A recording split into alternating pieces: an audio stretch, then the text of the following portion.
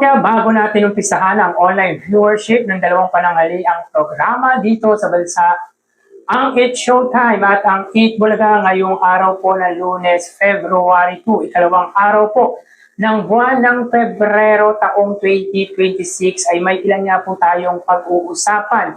Ito naman po mga kaparokya ay yung usual na kinokondak po natin tulad ng pamimigay ng papremyo, ang ads na lumabas sa Eat Bulaga, and of course, ang views na naabot or pinakamataas na views na naabot ng dalawang noontime shows sa episode na ito. Pero bago natin talakayan yan mga kaparokya, ako nga po pala si Mervin, the man behind Kaparokya TV. At ini-invite ko nga po pala kayo mga kaparokya na pakisubscribe ang aking YouTube channel. Pakilike nyo po mga kaparokya dahil malaking tulong po sa akin yung like ninyo para ma-recognize na po tayo ni YouTube. At lubos-lubosin nyo na po mga kaparokya, pakishare nyo na rin po na sa gayon ay mas marami pa pong makapanood ng mga ina-upload po nating video. Maraming salamat po at sobrang na-appreciate ko po kayo mga kaparokya. So yun nga po mga kaparokya, kanina nga po ang episode ng Eat Showtime ay live.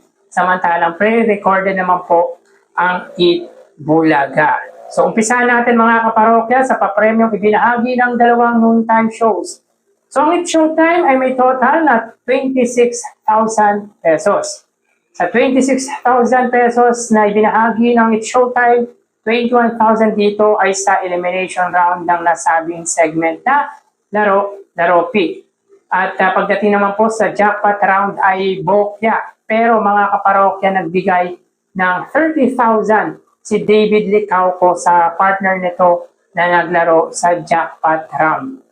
But we cannot consider mga kaparokya yung 30,000 na ito ni David Licauco sapagkat personal niya po itong binigay, hindi po ito galing sa Eat Showtime. Samantala sa tawag ng tanghalan mga kaparokya, 5,000 lamang. Bakit 5,000 mga kaparokya?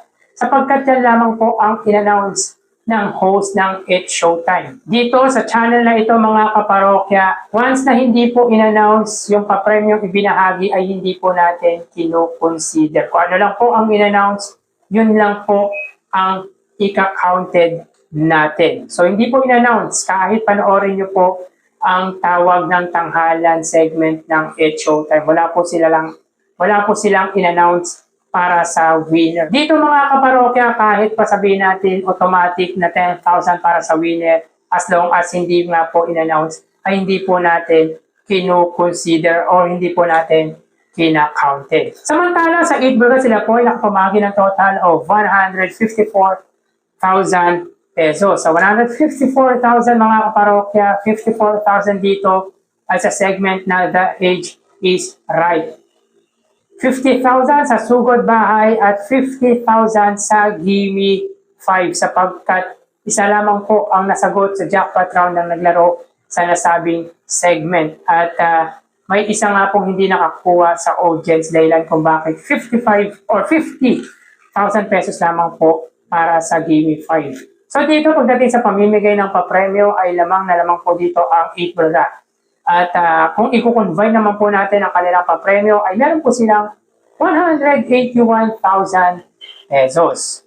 So magawi tayo mga kaparokya sa highest viewership na naabot ng dalawang noontime shows. So as of 1:11 PM para po sa Eat Showtime, sila po ay may 117,000 views. Ito po pinakamataas na views ng Eat Showtime at nakuha po nila noong oras na 1:11 PM. At ang katapat nito na programa na Eat Bulaga sa Sugod Bahay ay 106,000 views.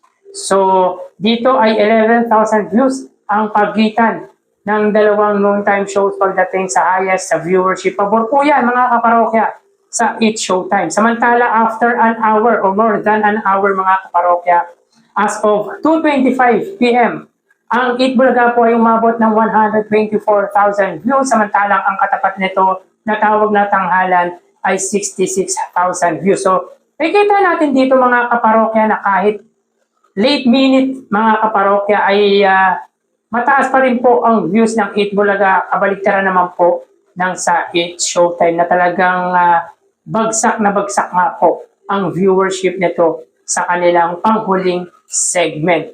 So dito mga kaparokya, 124,000 views ang highest views na naabot ng Eat Bulaga, 117,000 views naman po sa Eat Showtime. So dito ay lamang ng 7,000 views ang Eat Bulaga laban sa Eat Showtime when it comes sa highest viewership. So magawi tayo sa TV ads na lumabas sa Eat Bulaga. So sila po ay may total na 37 TV ads.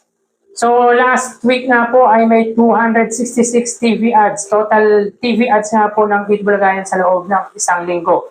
At ngayon po, sa unang araw ng linggong ito ay meron po silang 37 TV ads.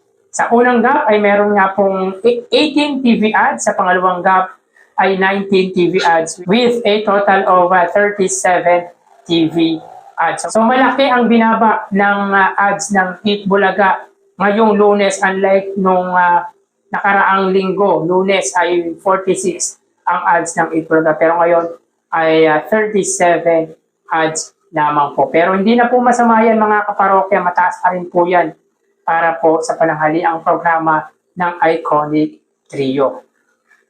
So tara ating alamin ang online viewership ng dalawang bigating noontime shows. Para sa Eat Bulaga under TVJ Facebook page na may 3.8 million followers at sa Eat Showtime na may 19 million followers. So sa oras na 1:31 PM ang Eat Showtime po ay may kasulukuyang segment na Laro-Laro Pick. Ito po ay ang jackpot round ng Laro-Laro Pick na may pot money worth of 250,000 pesos. At makikita nyo dito mga kaparokya na ang maglalaro nga po sa jackpot round ay si David Lecauco. Samantalang ang Eat Bulaga may segment na Gimme 5. So dito makita po natin na ang Eat Showtime po ay may 4,300 viewers. Samantalang ang Eat Bulaga may 2,900 live viewers. So napili pong partner ni David Lecauco ay yung contestant na si Japong. So again, ang Eat Showtime po may 4,400 viewers, samantalang ang Eat Bulaga may 2,900 live viewers. So makikita po natin ang pagitan ng dalawang noontime shows pagdating sa kanilang lives sa Facebook ay 1,500 viewers. Pero i-convert po natin into 3,000 ang views ng Eat Bulaga. So technically 4,000 views sa Eat Showtime, 3,000 views naman po sa Eat Bulaga. So magawi tayo sa TV Network YouTube channel ng dalawang noontime shows. So unahin natin ang Eat Showtime. Under po yan sa GMA Network YouTube channel na may 40.8 million subscribers. At sa Eat Bulaga naman po under TV5 YouTube channel na may 2.71 million subscribers. So sa oras na 1:32 PM ang Eat Showtime under GMA Network ay may 31,000 viewers.